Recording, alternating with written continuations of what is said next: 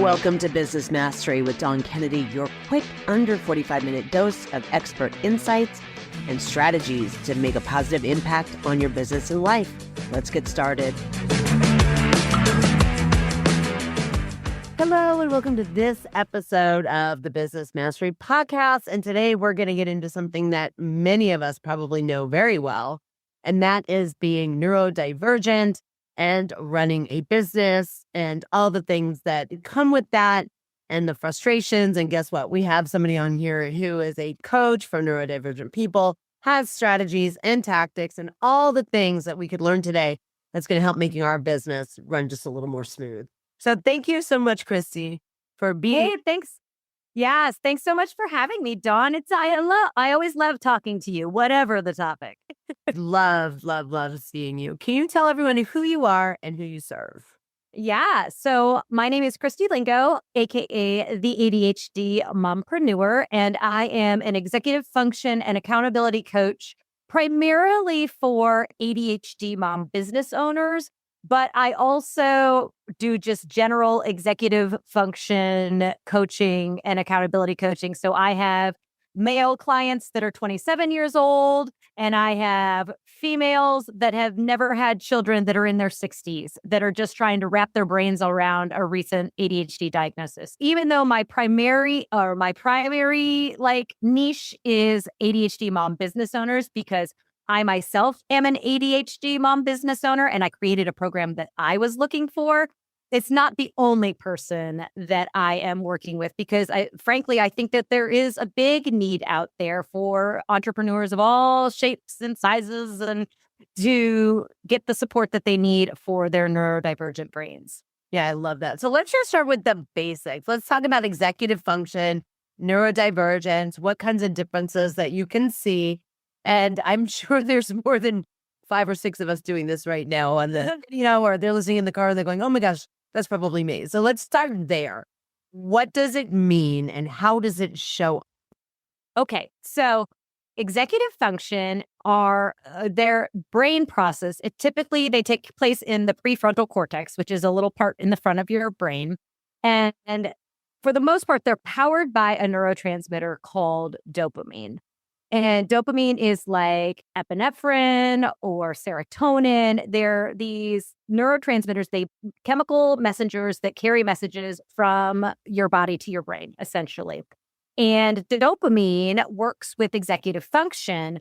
And if you happen to fall into the ADHD category, now it is not 100% confirmed. We're still since neuroscience has really exploded in the last 2 decades, and we're now able to do these brain scans and see things. And right now, what they're researching is the fact that dopamine is either in less supply or kind of cycles through too quickly for those of us with ADHD.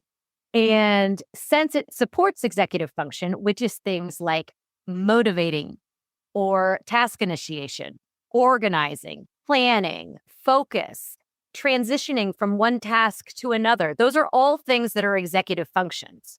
And people with ADHD, if you don't have kind of the gasoline to make the car go, you're not going to be able to get that motor up and running. And so when people are diagnosed with ADHD and executive function problems and they receive medication for it, typically that medication is going to treat the dopamine side of it somewhere. It's either going to increase the amount of dopamine allowed in your system so that you can get that part of your brain going and be able to focus or concentrate or whatever it is that you're needed to do.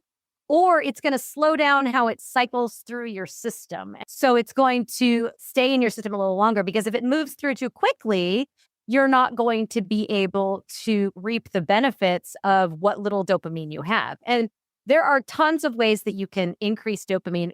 Whether you have ADHD or not, there are ways that you can boost your dopamine as an entrepreneur if you're looking to do some focus work, or things like going out and getting some sunshine, or taking a walk, or drinking coffee, even something like chewing gum, which is considered fidgeting. Those are stimming actions that can help to stimulate more dopamine in your system and help you to concentrate and focus if you need to. Amazing. So what ways do busy executives or busy entrepreneurs show up and realize that they have something with their executive function. What are the symptoms that they're seeing? So the one that comes to mind that I hear the most, and I have 2 children with ADHD, and I didn't know all these things way back then, but with procrastination was a big. Yes. And part of it with procrastination. And so I'm a kind of a total neuroscience nerd. I told my husband a couple of months ago, I was like, if I wasn't almost 50, and who knows what will happen, but I would totally go back to school for neuroscience because in the sort of past 15 years that I have been learning about and working with ADHD populations, I am fascinated by how and why the brain works the way that it does and does the things that it does. So in terms of procrastination, it is about when you get a rush, when you get excited, when you get anxious, when you get stressed, your body releases dopamine. So unbeknownst to so many of us that would wait until the last minute to write a 30-page paper the night before it's due when we're in college, the reason we've trained our brains that it's better to do that because we get the dump of the dopamine that we need in order to focus and pay attention. And we can just lock in and just keyboard warriors all night long, tick, tick, tick, and knock that thing out of the park and probably get a fairly good grade on it, more so than we would had we done the little bits and pieces. The issue becomes if you become that junkie, if you become addicted to the adrenaline or the last minute part, you can start to develop anxiety and stress and other comorbid conditions in addition to your ADHD. So I don't recommend procrastinating as a coping mechanism, but I do understand how and why it is that many of us with ADHD do opt for that last minute.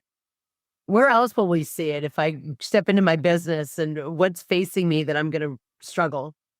So coming up with too many ideas or switching course too often, not seeing something through to be able to see if it's actually got a good return on investment, right? So you come up with one marketing strategy and you try it for a month, then either you get bored with it or you're not seeing the results that you want or whatever. So then you switch to a different strategy, or you put out one program and then immediately you turn and start to put out a different program that you want to do. It's constantly cycling through all of these different ideas because new, novel, different, fun, exciting, those are the things that our brains crave because, again, that is going to stimulate dopamine in our system. So we get really bored really quickly. And honestly, I think one of the biggest challenges I have with my entrepreneurial clients is being no, we're going to try this a little bit longer. We really need to see this through and see how it goes before we pivot and turn to something else. Because if you're constantly pivoting, you've been in business long enough. I've been in business for over 15 years. You're never going to see progress and growth if you're just constantly changing all the time. And we do see that a lot, don't we? That people either say it's just not working, and maybe it is that they are bored with it and they don't know that's actually an underlying reason. Right. Yeah. Here's another one. I have to ask, task priorities, right? Being able to prioritize what's most important, next important, next important. I think that's also another challenge for people who are neurodivergent and ADHD, because it makes sense that you would try to make everything important because you would get the dopamine rush is what I'm hearing. Yes, exactly. And so I'm sure that many of the people that are watching or listening, and you have heard of the Eisenhower time matrix. It's that 4 blocks where it's something is either urgent, not important, so on and so forth. I think that those terms are too vague for those of us with ADHD because if I can't prioritize, right? Because prioritization, to your point, is an executive function. So if this is something that I'm struggling with, being able to determine if something is important, that's a sliding scale. It's going to depend on so many different factors. So you're just going to get yourself in this decision fatigue loop of trying to figure out what's important, right? It's just going to cycle and cycle. And so what a lot of neurodivergent entrepreneurs tend to do is default to what is fun or exciting or the things that you like to do. And so maybe you like to do social media, but you hate to do invoicing. And so you let all of these invoices that you need to send out to clients so you can actually get paid build up, and you don't send them out, which would be something that would be important or urgent. And in lieu of something that maybe isn't necessarily important or urgent because it's what you want to do or what feels good to do. So something that I have tried to do over the years is to create a more specific system to help people with prioritizing. And so instead of just being like urgent, important, not urgent, not important, very random, is more specific questions. And I call it trimming your to-do list. So T in trim is for time sensitive. So does your task or project have a due date? Or does the part that you need to do have a due date? Next would be R, which would be required. Is this step that you need to do required so that you can either move to a next step or that you don't become a roadblock for somebody else in your organization? So does your team need you to approve something so that they can send out an invoice or post something on social media or reply back and schedule a client? Are you being a roadblock? Is this something that is required? Basically something that if you do it, it will have a positive outcome, or if you don't do it, there could be a consequence involved. The next would be I, which is for impactful. So is this something that is going to be impactful on your life? And I think that this can apply both to your business. So this would be something like marketing your business, right? Or sending those invoices out, which we'll get to in the next step also. But it could also be something like making a doctor's appointment or exercising. Those are all going to have impacts on your life if you do them. So while it may not at the outset, like making a doctor's appointment or exercising may not come to your brain as a priority necessarily. If you're looking at your entire to-do list and you're like, oh, I have all these things to do, I don't necessarily feel like this thing right here is a priority. In the end, if it's going to positively impact your life by scheduling that doctor's appointment or negatively impact your life by not scheduling it, it definitely would be considered a priority. And then the final letter M in trim is for money related. So this would be things like paying your bills or invoicing your clients, something that will make you money if you do it or potentially cost you money if you don't do it. And I find that if you're able to look at your to-do list and answer those questions and like work through that, you may be able to more easily determine which things you actually need to be doing that day and which things can maybe wait till later. Now, that's phase one, is figuring out which things would be the priorities. There is also the next step, which is actually doing the things that you've determined are priorities, which comes down to like motivation and task initiation. And that's where working with somebody like me as an accountability coach can help you, where, yeah, sometimes the things that are priorities are not fun. They're not the exciting things. They're not the things that we want to do. But when you work with a coach that is going to, what I do is we get together once a week. We talk about what's on your to-do list. We prioritize that to-do list. And then we assign times like, oh, I know you're going to need 2 hours to do this. When do you have 2 hours this week to work on it? And then depending on the client, what I will do is before that work session, I'll be like, hey, it's a half hour before you wanted to start working on X, Y, and Z. Start transitioning, go to the bathroom, fill up your water cup, and get anything you need to work on that project. Or I may also follow up at the end of when that work session would be and be like, hey, I know you wanted to work on this today. Tell me about how it's going. Because there's something about that like obligation, accountability piece that can make you a little bit more motivated to take action on those less than exciting tasks or projects that are on that to-do list. Yeah, absolutely. In following on with that, just so that we can get this out there are people who would say it's just a lack of discipline. I know I heard that through my life. I've heard that, but I can't help but wonder how much of our coping and our strategies and pulling all-nighters and doing those things that got us through to where we were then became habits. And those habits are so hard to break without having a structure and having a way to do this. Because what you're saying, it's so incredibly like normalizing. Yes, time block your calendar. Yes, do these things. And I have to wonder how many of us are walking around habitually just responding in neurodivergence because that's what we've basically always done to cope. Yeah. And so one thing that I talk to people about when I get, because being on social media, being on YouTube, things like that, of course, I get comments all the time. This is just normal behavior. Everybody experiences this. And absolutely 100%, they are correct. Everybody does experience symptoms that are similar to those of us with ADHD because it is related to dopamine production. So if you have a long weekend, like for instance, this past weekend, we had a swim meet. We had to be up at 5 o'clock every morning. We had to be to the facility at 6:30 in the morning. We were there for 6 or 7 hours each day. Then we came home and went back and did the same thing the next day. We were exhausted. On Monday, I had so much trouble getting my brain to lock in. Now, obviously, I have ADHD, but even my child that doesn't have ADHD and my husband were feeling the effects of being really tired and spent. So absolutely, you're going to feel a lack of motivation or trouble focusing and things like that. If you're tired, if you're hungry, if you've been really stressed for a long time, maybe you're going through a stressful time in your business or some divorce, or who knows, right now the world can be very stressful at all times, right?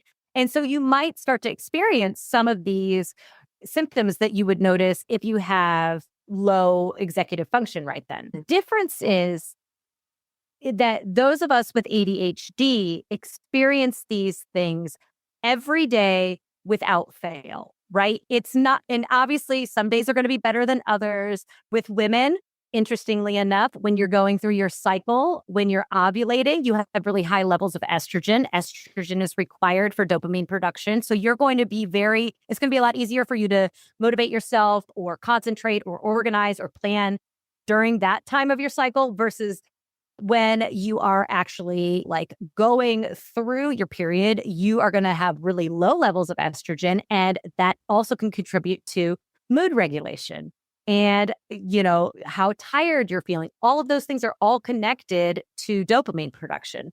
And yes, people can experience it, but they have noticed in brain scans and in all of these studies that they're done that there is definite difference between people that are diagnosed with ADHD and people that are just like experiencing an anxious time in their life, or they're tired, or they're hungry, or so on and so forth. And I think that whereas 30, 40 years ago, we looked at ADHD, we didn't even call it ADHD at that point in time, it was called ADD. And it seemed like it was only something that like 10-year-old boys were diagnosed with. So we've come so far in 30 or 40 years.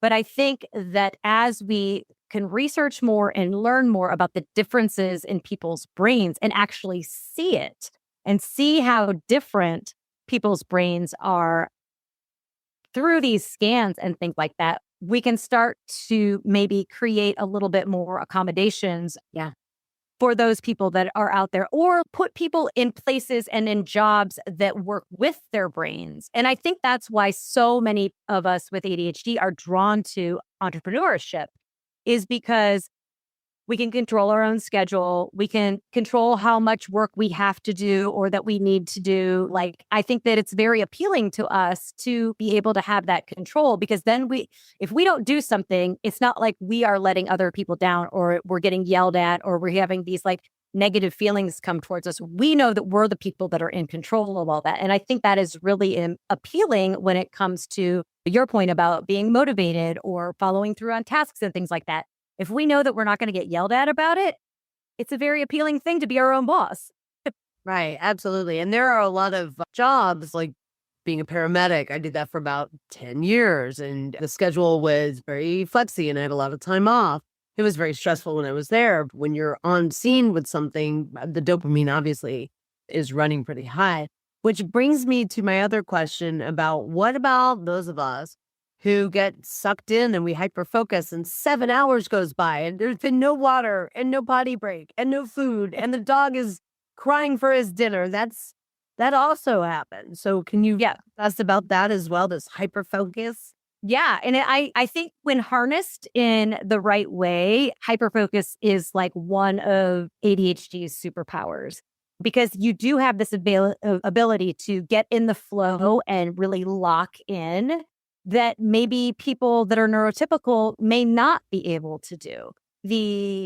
Again, it comes down to, is it going to impact your mental health in other ways by overdoing certain things? Because a lot of times hyperfocus leads to perfectionism. Okay, that's not also a great thing to get sucked into. Hyperfocus can mean that you're ignoring other tasks and projects. To your point, the dog hasn't gone outside, the kids haven't been fed, you haven't been fed, you need to go to the bathroom, like all of these different things. So it's really about, so much of ADHD is about learning to work with your brain and not against your brain. And I think that we've built a society here in the United States that's very much about multitasking and doing these kinds of things. And that is like the death knell for ADHD brain. Like constantly transitioning from one thing to another is really taxing on our executive function. And so by lunchtime, we can be completely exhausted. And say that louder for everyone in the back of the room. Oh, even people who are neurotypical who may be able to do that a little bit, it's still, I think studies have shown that multitasking is not a good idea. No, it's a terrible idea. In fact, the word multitask did not exist until computers existed. And it was originally a computer term when they were asking the computer to actually perform multiple functions at one time, which a computer can do. But what you're doing when you quote unquote multitask is you're just task switching. Task switching involves executive function. And every time you go from writing an email to sending a text message to responding to another email, and you're just constantly changing, you're losing a little bit of that executive function. Whereas if you would like group like tasks together and do all of your emails and get into a little hyper-focused email writing zone, do all those things at one time and then switch to the next task, you're going to find that you're going to be more proficient and productive throughout your day because you're going to be able to harness the power of your hyperfocus, right? The other part of it is being able to learning to stop the hyperfocus, right? And there are different things that you can do. For instance, setting an alarm, use your cell phone, or if you have a digital assistant like I can't say her name because I've got one right here, but I'll be like, set an alarm. In fact, I was editing a podcast just before we jumped on together here. I asked her to set a timer for 45 minutes so that I would have time to go to the bathroom and get a snack and fill up my water cup before we started this interview today. So I was able to like break that hyper focus by having that alarm go off. Or knowing that asking your kids to come in and be like, listen, at 4:00, we're going to go to the pool today. So come in and get me at 4:00 because nothing will help you break your hyperfocus more than a child banging on your door and being like, you told me you were going to take me to the pool right now. They are relentless. They will not let that go. And I think it's about with the hyperfocus, it can be a tool for good if you are able to use it when you group tasks together and you can unitask and be very productive and knock several tasks that are similar out at one time. But you also need to put parameters in place so that you can do things like setting the alarms and breaking that hyper focus. And then we had touched on the perfectionism the idea of training yourself to step away when it's good enough. Yep. If you don't really have the time and the energy to put into making it the perfect version that you originally might have had. Right. Okay. Approaching your day. We're gonna pretend this is a day. Mm-hmm. Approaching your day. For everybody listening who's listening to this and goes, I do that. Whether or not they've been diagnosed, I think this could help on both sides. But I think there are a lot of us from the 70s and 80s that are running around without a diagnosis. That really are. I just put that out there. So if you are an entrepreneur and you're listening and you're like, yeah, okay, so I've been told that I just miss deadlines all the time, or I'm told that I didn't send invoices again, or whatever it is. What do we do? How do we start our day? So we talked about trimming, and then you talked a little bit about the accountability. But prior to that, how do we even organize it so we know where to get started and where to start to ask for help? Yeah. And that is a very big question, right? Like it is, and the things that every person with ADHD is going to be different. right? They are all going to experience the different symptoms. For instance, prior to becoming an ADHD coach, I was a professional organizer. I am really great at organizing things, whether in my house or somebody else's house. Organizing is an executive function. So you would be like, wait, Christy, didn't you just say that people with ADHD struggle with executive functions? Some of us struggle with some of them, but not necessarily all of them. So I think that the first steps, not necessarily even just in your day, but if you start to suspect that you might have ADHD, right? And similar to autism, it's a spectrum, right? Some people are going to have very severe ADHD that may require different types of treatment. They might need therapy and coaching and medication. And then there's other people that may have milder symptoms that can just deal with coping strategies, right? And so what I would recommend is learn about what ADHD is, learn about what it looks like, because what I noticed is I could go through and read these books and identify the symptoms and the places where I needed to build coping strategies into my life because I read about, I was like, oh, I don't really struggle with the organizing thing, but maybe the task initiation thing, the follow through thing. I'm really good at starting tasks, but I'm not really great at finishing them. I joke that I'm a 97%er. I always get 97% done and then I walk away and start something different. Yeah. So there's things that are like that. So learn about what ADHD looks like. And then a lot of times, depending on what book you're looking at or website, or there's some really great YouTube channels that are out there, once you can identify what your particular issues may be, you can start to look for specific coping strategies for those things. So if you struggle with prioritizing your day or blocking your day or time management or something like that, you can look up specific ways that you can manage your time better as somebody with ADHD. Because I will say that one of the reasons I wanted to start my business and start the podcast that I have is because so much of the business advice that's out there is geared towards neurotypicals. And so like this idea of you just have to be consistent. Yes. Yeah, great. Awesome.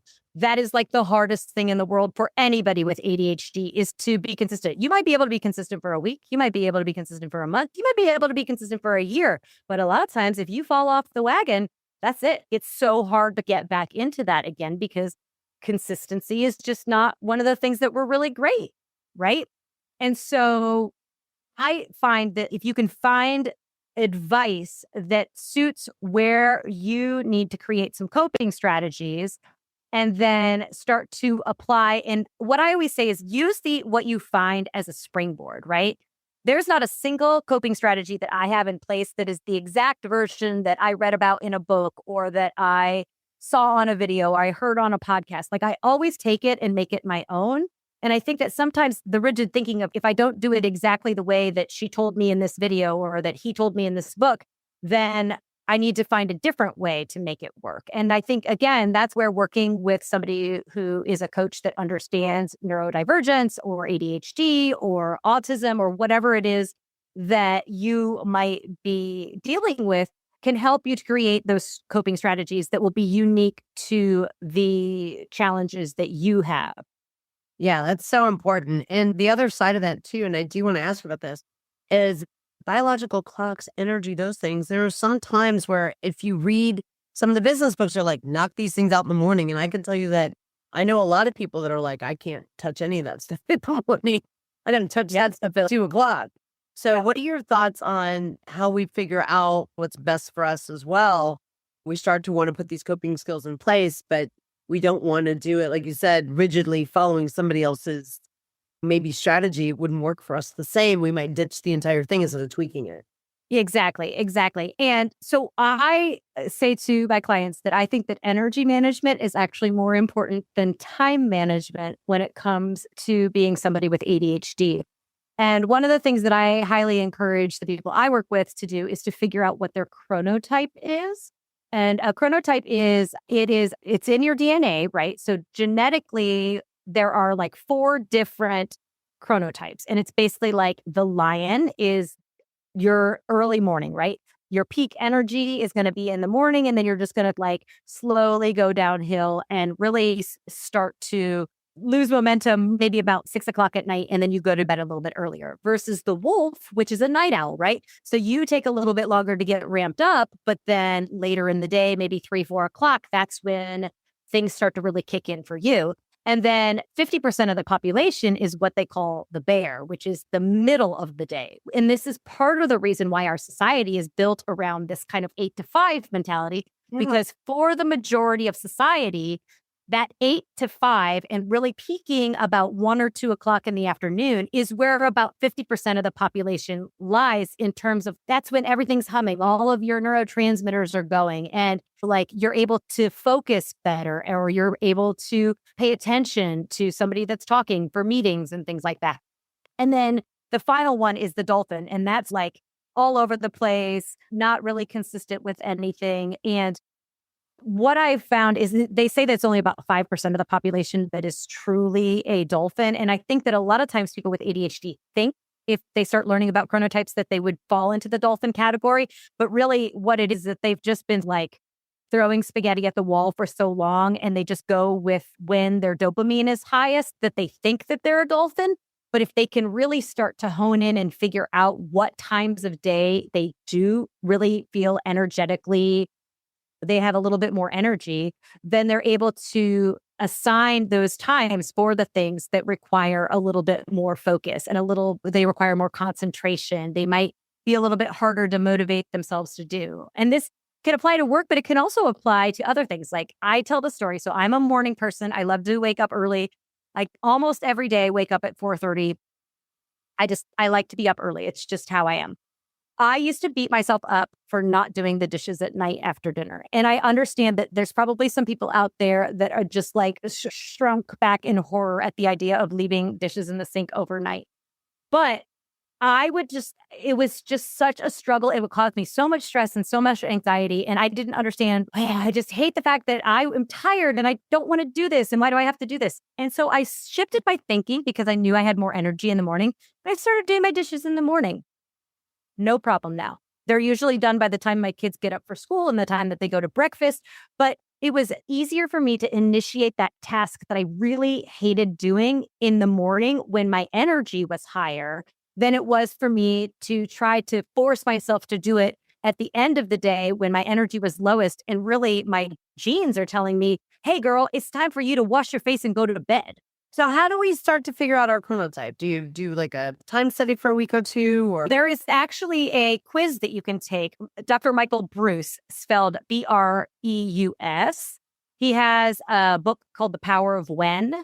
And I believe the website is The Sleep Doctor. But if you just look up Chronotype quiz, it should pop right up if you look it up. And again, this isn't woo science. This is actual like science done by actual scientists that can see this. And while it's not directly related to circadian rhythms, it's in that same sort of boat where it's if you were to go out to the forest and had no cell phones and no alarm clocks and no whatever, and just were able to figure out your natural rhythm to your day, what would it be? And that's what it's exploring a little bit. And I knew right away that I was a lion. I've had people take it and think that they're bears. And then as they start to follow that path, they start to realize that they're actually wolves or maybe that they're actually lions. It's just that because so much of their life they've built into that 9 to 5 society, they think that's naturally the way that their body goes. But it actually is just them trying to fit a round peg in a square hole.